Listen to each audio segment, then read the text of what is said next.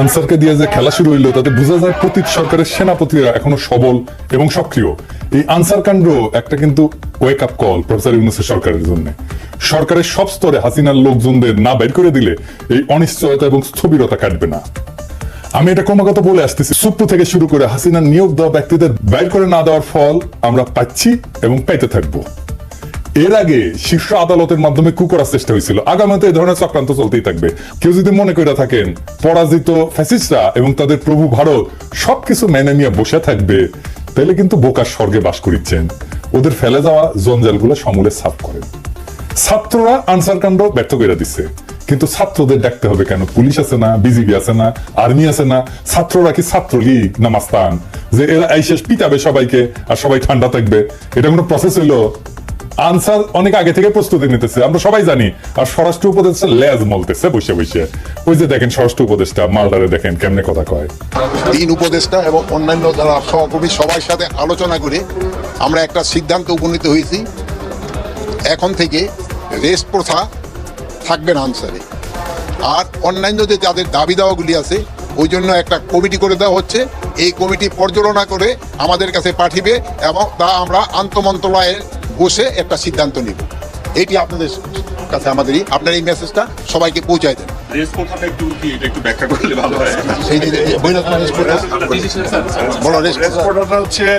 আমাদের নিয়ম নীতিমালা নিয়োগ বিধিমালা অনুযায়ী ওনারা 3 বছর চাকরি করার পরে 6 মাস যাবত ওনারা রেস্টে থাকে।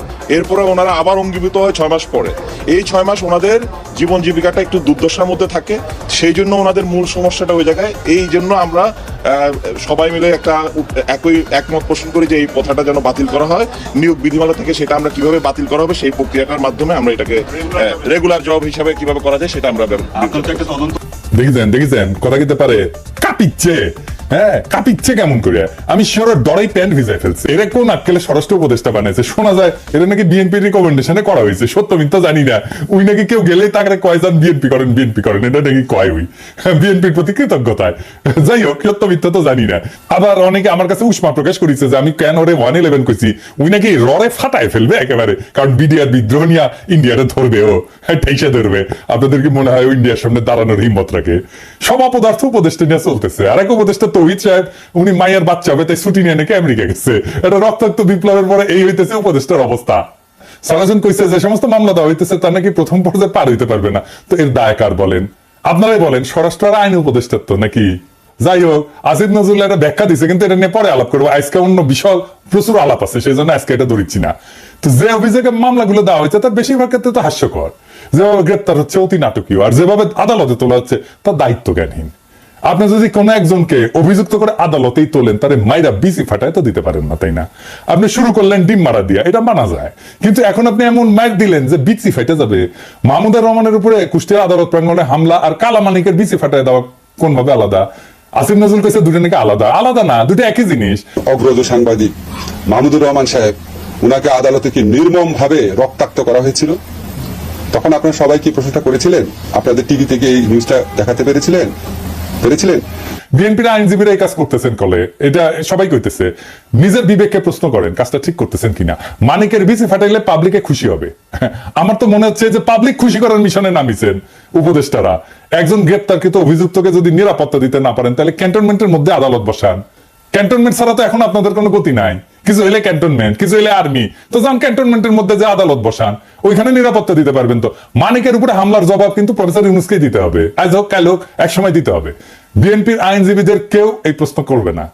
প্রফেসর ইউনূসকে এমন একটা বিব্রতকর প্রশ্নের মুখে ঠেলে দেওয়া কার স্বার্থে, কার উপকার করবে? মনে রাখেন, উনি যে আছেন এই জন্য ওয়েস্টকে আমাদের ব্যাপারে হোস্টাইল করতে পারতেছে না ইন্ডিয়া। উনারা আজাইরা বিব্রতকর পরিস্থিতিতে ফেলেন না, উনারা বিব্রতকর পরিস্থিতিতে ফেলবে ইন্ডিয়ান লেসপেন্সারেরা। আপনি যদি ইন্ডিয়ান লেসপেন্সারদের জন্য দেওয়া প্রভুপাদ উপাধি পাইতে চান, সেটা অবশ্য আলাদা কথা। তো প্রফেসর ইউনূসের ডিপেন্ড করলাম, এবার ওনারা এটা দড়ি না কি কন আর দড়ি। স্যার, আপনি যে জাউরার লগে দেখা করছেন, এই যে ইন্ডিয়ান হাই কমিশনার, আমি খুব মাইন্ড করেছি।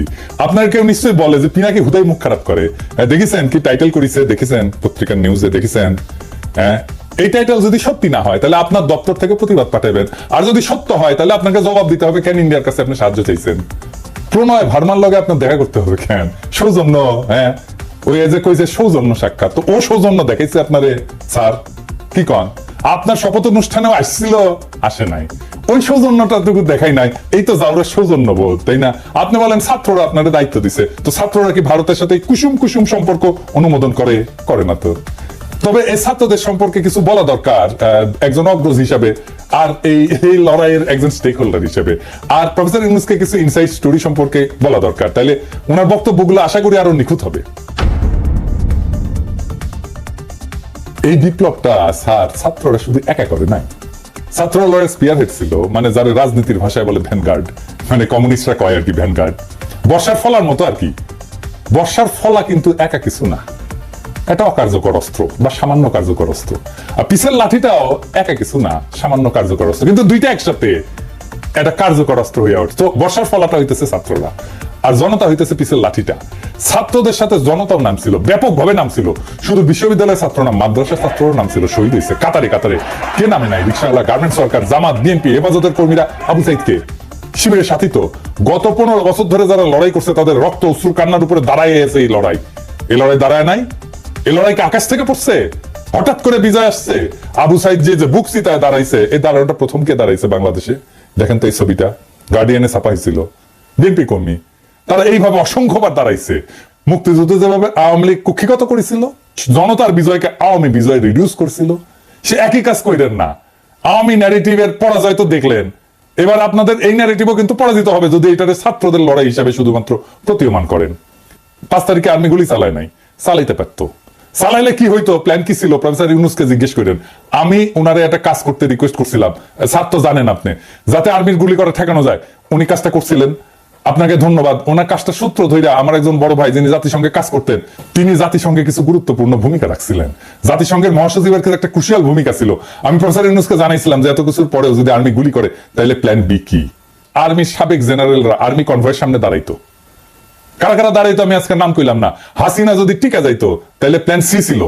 লড়াই এমন জায়গায় পৌঁছাইছিল যে আমরা সশস্ত্র লড়াই করলেও জিতে আসতে পারতাম, আর আমরা সেটা করতাম, আন্তর্জাতিক শক্তির সাহায্য নিয়ে করতাম, আগাইছিলামও।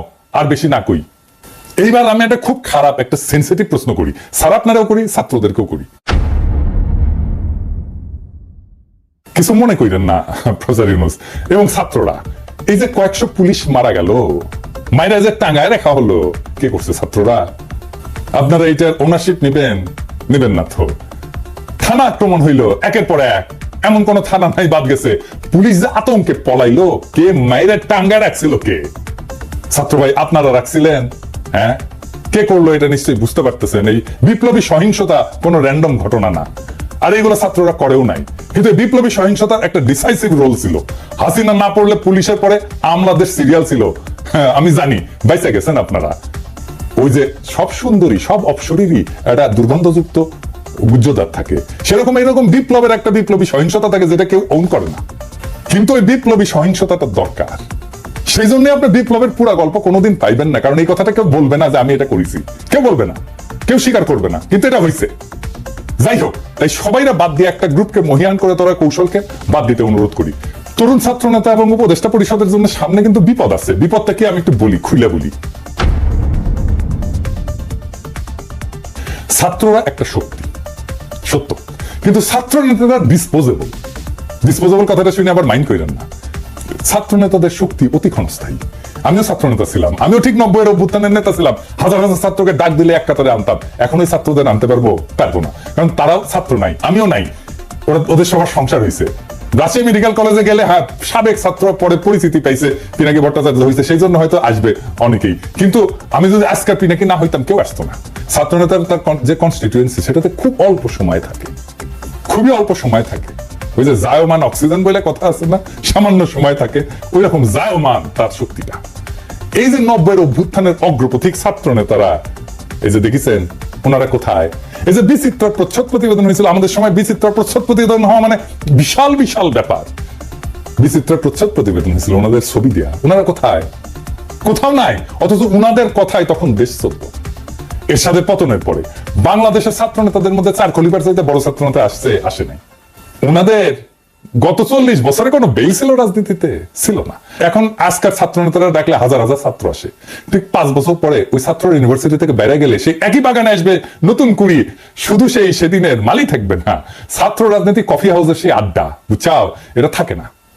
বারবার ছাত্রদের সামনে আয় না, জনতাকে যে সামনের কাতার থেকে পিছে ঠেলে দেওয়া হইতেছে, তার সবচেয়ে বড় ভিকটিম হবে ছাত্ররাই, ছাত্র নেতারাই। তারা শক্তিহীন হইয়া পড়বে। রাজপথে ছাত্র জনতার বিপ্লবী ঐক্য হাসিনাকে পরাস্ত করছে, শুধু ছাত্ররা করে নাই। ক্ষমতা জিনিসটাকে আজকের ক্ষমতাবানদেরকে বুঝতে হবে খুব খেয়াল করে, কারণ এটা না বুঝলে আপনি ক্ষমতাকে ম্যানেজ করতে পারবেন না। কারণ ক্ষমতা খুব ডেঞ্জারাস জিনিস। আমি আপনাদেরকে বিপ্লবের একটা এক্সাম্পল দিয়ে দেখাই। ক্ষমতা ক্ষমতা কিভাবে বিপ্লবকে ধ্বংস করে দিতে পারে। রুশ বিপ্লব টেকেছিল, টেকে নাই। এত বড় সফল বিপ্লব টেকে নাই, কেন জানেন? কারণ লেনিন নিজে ক্ষমতাকে কিভাবে ডিল করবেন, জনতার সাথে কিভাবে পুনঃসম্পর্ক স্থাপন করবেন, জনতাকে দিয়ে কিভাবে বিপ্লবকে ওন করাবেন, সেটা বুঝতে পারে নাই লেনিনের মতো প্রখর রাজনৈতিক মেধার লোক। ক্ষমতা এসে বিপুল ভাবে অজনপ্রিয় হয়েছেন লেনিন আর তার নিজের দল মাত্র কয়েক মাসের মধ্যে। এটার সাথে বাংলাদেশের অগস্ট বিপ্লবের মিলটা ধরাই দেবো, মজা পেবেন। রাশিয়া বিপ্লব হইল, লেনিন ক্ষমতা নিলেন, তারপর একটা নির্বাচন দিলেন কয়েক মাসের মধ্যে এবং গোহারা হারলেন। বিরোধী দল পেল 40% ভোট আর সে পেল মাত্র 25% ভোট। তারপর পার্লামেন্টে রেড আর্মি পাঠায় ওদেরকে পার্লামেন্ট ছাড়া করলেন। এটা হচ্ছে যে লেনিনের কেরামতি। সফল বিপ্লব করলো যেই দল ক্ষমতায়, তারপরে গোহারা হারলো। আর ওই হারার পরেই Soviet union one party state হয়ে ওঠে ধীরে ধীরে। দীর্ঘমেয়াদে শুধু বিপ্লব না, একটা প্রসপারাস নেশনকে পিছায় দেওয়া হয় বহু বছর, আজকে পর্যন্ত মাথা তুলে দাঁড়াইতে পারেনি। আর একটা এক্সাম্পল দিই, শপথ নেওয়ার আগে মোস্ট প্রমিনেন্ট আর পপুলার ছাত্র নেতা কারা ছিল? আসিফ আর নাহিদ তো, তাই না? এখন মোস্ট প্রমিনেন্ট আর পপুলার ছাত্র নেতা কে? সার্জিস আর আফনাজ আব্দুল্লাহ। কেন বুঝলেন তো? কারণ ওটা ক্ষমতার বাইরে। ক্ষমতা জনগণের সাথে নেতার দূরত্ব তৈরি করে সব সময়। ক্ষমতাবানকে জনগণ পছন্দ করে না, ক্ষমতা জনগণকে দূরে সরায় দেয়। লেনিনের মতো প্রখর রাজনৈতিক মেধা এই ক্ষমতাকে ম্যানেজ করতে পারে নাই। দুইটা দেশ পারছিল কিন্তু বিপ্লবের পরে ক্ষমতা আর জনতার মধ্যে মেলবন্ধন করতে, কিউবা আর ইরান। সেই জন্যই দুই দেশে এখনো বিপ্লব টিকে আছে। আর এই অরাজনৈতিক এনজিও দুর্বল বুইরাদের ক্যাবিনেট পারবে, পারলে ভালো, কিন্তু প্রফেসর ইউনূস তো খমিনেও না, লেনিনও না। এখনই প্রফেসর ইউনূসের সরকারকে অনেকে এনজিওগ্রাম সরকার বলে। ওই যে হার্টের এনজিওগ্রাম না, ওই এনজিও মানে নন গভর্নমেন্ট অর্গানাইজেশন, আর গ্রামীণের গ্রাম মিলে এনজিওগ্রাম সরকার। হ্যাঁ বুঝছেন স্যার, আপনার সরকারকে এনজিওগ্রাম সরকার বলে। বুড়াদের লাগে এনজিওগ্রাম। এটা নতুন তরুণ বাংলাদেশ করতে পারবে না। আপনার ক্যাবিনেটে 2জন তরুণ ছাত্রকে নিয়েছেন, আমি প্রথম দিন এটা অ্যাপ্রিসিয়েট করছি, বলছি যে এটা ভালো কাজ হয়েছে। আপনি সবাই নেন তরুণ, সবাই সব উপদেষ্টারা তরুণ নেন, এই যে ছাত্রদের নেন, কোনো অসুবিধা নাই তো, আমরা সাপোর্ট করবো। ওরা খুব ভালো পারবে চালাইতে। এর আগে ব্রিগেডিয়ার স্বাগত কইছিলেন না আওয়ামী লীগকে দল গুছাইতে, আজকে আসিফ নজরুল পিছে মুজিবের ছবি নিয়ে কইলেন আওয়ামী লীগ ঐতিহ্যবাহী দল, তার সংগঠন করার অধিকার আছে। ব্যক্তিগতভাবে আমি মনে করি কোন রাজনৈতিক দলকে নিষিদ্ধ করার পক্ষে আমি না। আওয়ামী লীগ বাংলাদেশের স্বাধীনতা সংগ্রামে নেতৃত্ব প্রদানকারী দল, বিভিন্ন গণতান্ত্রিক সংগ্রামে এই দলটার অবদান ছিল। গত 15 বছর তারা যা করেছে সেটা তাদের ঐতিহ্যের সাথে যায় না। মানে বুঝছেন তো, এই এনজিওগ্রাম সরকারের কাম হইতেছে আওয়ামী লীগকে সাফসুতরা কইরা আবার মানুষের সামনে পরিবেশন করা। আসিফ নজরুলকে জিজ্ঞেস করেন, জার্মানিতে হিটলারের দল কি রাজনীতি করতে পারে? আওয়ামী লীগ কি ফ্যাসিস্ট দল না? আসিফ নজরুলকে জবাব দিতে হবে যে হ্যাঁ বা না বলতে হবে। জয়তে বললে চলবে না, যদি কিন্তু ইত্যাদি ইত্যাদি বললে চলবে না। কোন অথরিটিতে আসিফ নজরুল বলে যে আওয়ামী লীগের রাজনীতি করার অধিকার আছে? শেখ মুজিবের ছবি ভাস্কর্য যে জনতা ভেঙ্গে ফেলা বিপ্লবের বিজয় ঘোষণা করেছিল, সেই নিন্দিত স্বৈরাচার ফ্যাসিস্ট হাসিনার পলিটিক্যাল আইকন মুজিবের ছবি পিছনে লাগায় যে উপদেষ্টাগরি করতেছেন, এইটা কি জনগণের অনুমোদন নিয়ে লাগাইছেন পিছে? জনগণ তো এটা ভাঙছে, আপনি পিছে লাগায় রাখছেন কেন, টেঙে রাখছেন কেন? আর একটা বিষয় একটু আলাপ করে নিই আমাদের মিডিয়ার কিছু রেসপন্সিবিলিটি নিয়ে। সরকার গুমের শিকার ব্যক্তিদের সন্ধানে 5 সদস্যের কমিটি করছে, এর মধ্যে সাজ্জাদ হোসেন একজন। তো মানবাধিকার কর্মী, এনটিভি একটা নিউজ করেছে এটা নিয়ে, এই যে দেখেন, হ্যাঁ ওইখানে ছবি দিছে এই মালের, সাজ্জাদ হোসেনের বলে। এই ছবিটা হইতেছে সুয়েটার প্রাক্তন ছাত্রলীগের প্রাক্তন সাধারণ সম্পাদক, গত 15 বছরের স্বৈরাচারের সুবিধাভোগী। তো আপনি সাজ্জাদ হোসেনকে চিনেন না? সে একজন মানবাধিকার কর্মী, আমাদের কলিগ তো, আমাদের সহকর্মী তো, তার সাথে কাজ করেছি তো। আপনি সে একজনের জায়গায় আরেকজনের ছবি দিয়ে দিবেন আর হাউকাও লেগে যাবে বিভিন্ন জায়গায়। আমার কাছে কতজন পাঠাইছে, এই যে দেখেন এই লোক গুমের ইয়ে হয়েছে। আরে না রে ভাই, এই লোক তো হয় নাই। হুদাই আপনি কি সাংবাদিক নিয়ে রাখছেন এনটিভিতে এই সমস্ত আউল ফাউল? এডিটর সাহেব দেখান তো এনটিভির নিউজটা দেখান, আর ছবিটা দেখান, আর ওই দেখায় দেন যে এটা কার সাথে মিল আছে, কার ছবি ব্যবহার করেছে দেখায় দেন। এই কাজ করেন না। যাই হোক, আর এই শুনিয়া প্রফেসর ইউনূসের আমি নজর কামনা করছি। আসেন এটা আলাপ করি। হাজার হাজার আহত জনতা ছাত্র কাতরাইতেছেন। আপনি বলছিলেন না এদের চিকিৎসার ব্যবস্থা করবেন না, তালিকা করতে পারলেন না। আহত নিহতদের। আপনার উপদেষ্টাদের তো জানাই নাই কেমনে দেশ চলে, কিভাবে দেশটা ফাংশন করে, কয় হাজার আহত, 10,000 20,000 তালিকা করতে পারেন না এতদিনে। একটা হসপিটালে তো গেছে সে, তাই না? যে কোনো হসপিটালে যে কোনো আহত রোগীর একটা আলাদা ডেটাবেস থাকে, ওটা পুলিশ কেস বলে, লাল সিল দেওয়া থাকে, ইনকা করে ঠাকাশ করে মেরে দেয়। তো এই পুলিশ কেসগুলোর তথ্য নিয়ে রোড ট্রাফিক অ্যাক্সিডেন্ট, সাপে কাটা আর বিষ খাওয়া, এই 3 ধরনের রোগী যদি বাদ দেন 18 জুলাই থেকে 5 আগস্টের, তাহলে আহতদের পূর্ণাঙ্গ তালিকা পেয়ে যাবেন। ওখানে ঠিকানাও থাকে, ফোন নাম্বারও থাকে। 1 সপ্তাহের কাজ, আর একটু ভ্যালিডেট করে 1 সপ্তাহ, ম্যাক্সিমাম 1 সপ্তাহের কাজ। দেশ কেমনে চলে এটা জানেই না, এইগুলারে আপনি উপদেশটা বানাইছেন। তো বানাইন ছাত্রদের বানাইতেন, সবগুলোই ছাত্র নিতেন, খুব ভালো কাজ করবে। আমি প্রথমে 2 জন ছাত্র বানাইছিলেন উপদেশটা, আমি কইছিলাম এটা ভালো কাজ করেছেন, আর সবগুলোরে নিতেন ছাত্র, কোনো সমস্যা ছিল না। তো যাই হোক, এই আলাপে শুধু ছাত্র না, ছাত্র জনতার এই বিপ্লবের অংশগ্রহণ নিয়ে কথা বলছি। তো আমি শহীদদের নিয়ে এপিসোডে মাঝে মাঝে শেষ করতাম। আজকে আমি যারা নিয়ে কথা বলবো সে শহীদ কিনা জানি না, কিন্তু এই আন্দোলনে সে একজন নিখোঁজ ব্যক্তি। আসেন তারে নিয়ে একটু কথা বলি। ইয়াসিন আরাফাত একজন দরিদ্র শ্রমিক, রাজধানীর ঢাকার কুড়িল এলাকায় ইঞ্জিন মেকানিক হিসেবে কাজ করতেন। একই এলাকায় ফুচকা বিক্রি করতেন বাবা আবুল কালাম। গত 18 জুলাই বিকেল ইয়াসিন আরাফাত বাবাকে ফোন দিয়ে বলে, বাবা আমি খুব বিপদে আছি। এরপর ফোনের লাইন কেটে যায়। ওই ঘটনার 1 মাস পার হলেও ছেলের সন্ধান পাননি আবুল কালাম। সন্তানের খোঁজে বিভিন্ন জায়গায় ঘুরে বেড়াচ্ছেন। অন্যদিকে নিখোঁজ থাকার পর অনেকে ফিরতে শুরু করেছেন পরিবারের কাছে, কিন্তু ইয়াসিন আরাফাত ফেরেনি। কেউ তার খোঁজ নেয়নি, কেউ ফেসবুকে লেখেনি, তাকে নিয়ে কোনো পত্রিকা স্টোরি করেনি। করবে কেন?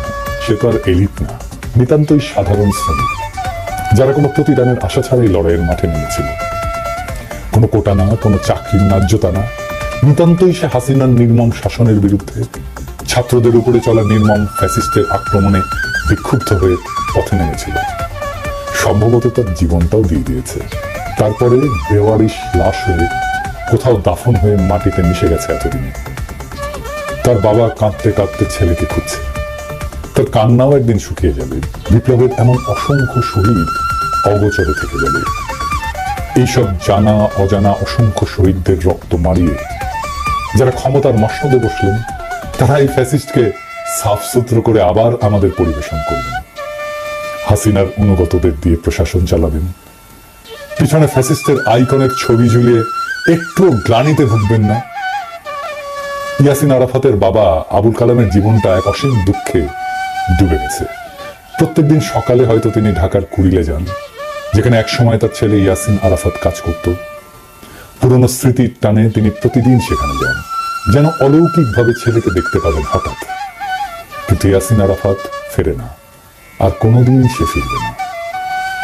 আবুল কালামের চোখের পানির কোনো শেষ নেই, সেই জন্যই তিনি কাঁদেন, অবিরাম কাঁদেন। তিনি জানেন যে তার কান্না কখনোই শেষ হবে না। প্রত্যেকটা দিন তাকে মনে করিয়ে দেয় তার ছেলে আর নেই। কিন্তু তবুও তিনি আশা ছাড়েন না। ছেলের খবর পাওয়ার আশায় দিন রাত কাটান। এদিকে ক্ষমতার খেলার মঞ্চে এই সাধারণ শ্রমিকের আত্মত্যাগ কোথাও স্থান পায় না। অন্যদের মতো ইয়াসিনেরও কোনো স্বীকৃতি নেই। তার জীবনটা যেন একটা নিষ্ফল স্বপ্নের মতো। তার বাবা আবুল কালাম নিজের চোখের জল দিয়ে সেই স্বপ্নকে কবর দিয়ে যাচ্ছেন প্রত্যেক দিন। কিন্তু এই নিঃশব্দ কান্নার মধ্যেও আরেকটি আগামী বিপ্লবের বীজ রোপিত হয়েছে। ইয়াসিন আরাফাতের রক্তের ফোঁটাগুলো সেই বীজের জন্য জল হয়ে থাকবে। হয়তো একদিন, অনেক অনেক দিন পর, এই রক্তের রঙে রঙিন হয়ে, এই রক্তের রঙে রঙিন হবে নতুন একটা ভোর। ইয়াসিনের মতো অজানা শহীদদের রক্তেই ফুটে উঠবে সেই ভোর, যা সত্যিকার স্বাধীনতার আলোকে আলোকিত। ততদিন পর্যন্ত আবুল কালামের চোখে থাকা আশা হয়তো ম্লান হবে না, কারণ তার ছেলের আত্মত্যাগ সেই দিনের বিপ্লবীরা ঠিকই স্মরণ করবে, যে বিপ্লব এক এলিটের হাত থেকে আর এক এলিটের হাতে ক্ষমতা হস্তান্তর করবে না। এভাবেই অগণিত শহীদের আত্মত্যাগ একদিন ইতিহাসের পাতা জুড়ে লেখা হবে। আর তখনই হয়তো আবুল কালামের চোখের জল একটু থামবে এবং তিনি জানবেন যে তার ছেলে কোনো অচেনা ইতিহাসে হারিয়ে যায়নি, বরং সেই ইতিহাসের অংশ হয়ে বেঁচে আছে। ইনকিলাব জিন্দাবাদ।